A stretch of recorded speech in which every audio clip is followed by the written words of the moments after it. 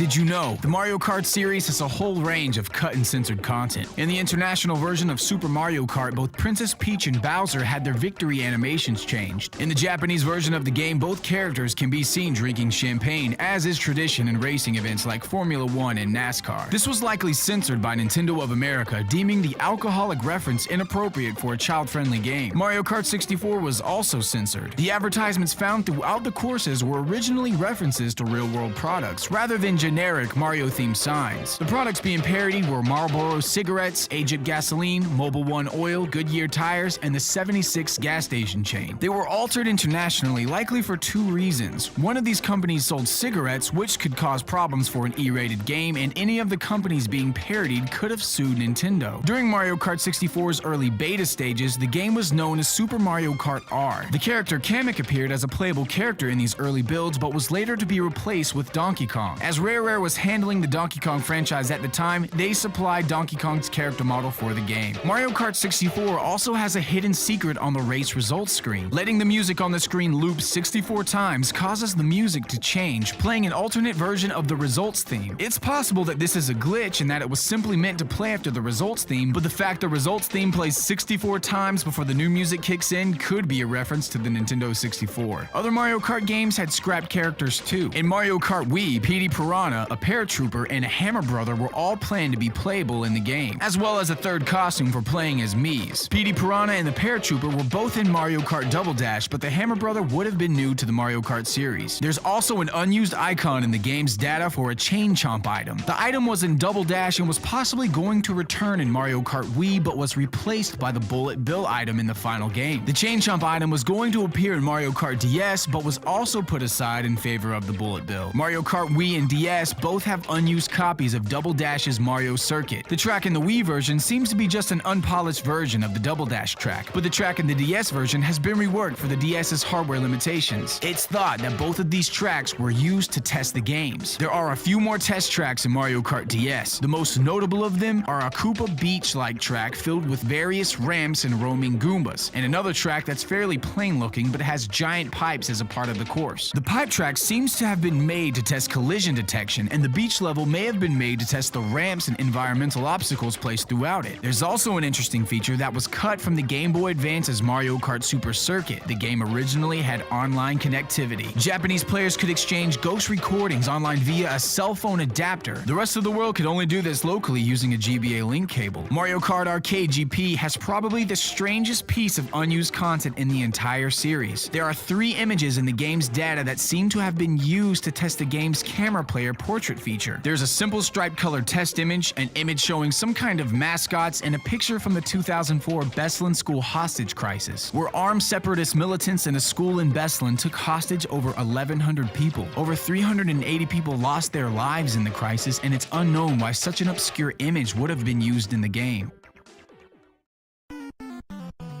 In recent times, it's become fairly well known that Super Mario Bros. 2 was based on a game in Japan called Doki Doki Panic. Doki Doki Panic was developed by Nintendo in a partnership with the Fuji Television Company, and had the company's mascots as playable characters. The game was later reworked into a Mario game for the West and starred Mario, Luigi, Peach, and Toad instead of Fuji's characters. This was because Nintendo of America thought the recently released Japanese Super Mario Bros. 2, which was later released in the West as the Lost Levels, was too difficult, and they didn't want to risk damaging the Mario brand in North America by discouraging casual players. This has led many to believe that the Western Super Mario Bros. 2 isn't a true sequel or even a real Mario game, and that the Lost Levels is the real sequel to the original Super Mario Bros. This, however, isn't the case. Sometime after the completion of the original Super Mario Bros., Nintendo Kyoto's based R&D division began working on a new Mario engine. The original Super Mario Bros. Had innovated a world that scrolled horizontally, so Nintendo decided they wanted to try to innovate in the other direction and see how a Mario game could work with a vertically scrolling world instead. It became clear early on that a game with only vertical scrolling couldn't offer the same level of quality platforming as the original Super Mario Bros. Shigeru Miyamoto stepped in and gave some advice to the development team, and horizontal scrolling was also added to the game. The prototype was originally designed around having items and blocks that you could throw and pile up, and also had 2-player cooperative play. You were even able to throw the other player to hard-to-reach places to progress the the game. The deal with Fuji Television was struck as the team was working, and this prototype became Doki Doki Panic. Although the co-op was dropped, many of these aspects can still be seen in Doki Doki Panic, and in turn the Western Super Mario Bros. 2. The very first part of the game scrolls vertically, and bosses must be defeated by throwing objects at them. It seems like the version of Super Mario Bros. 2 that we got in the West was the true sequel all along.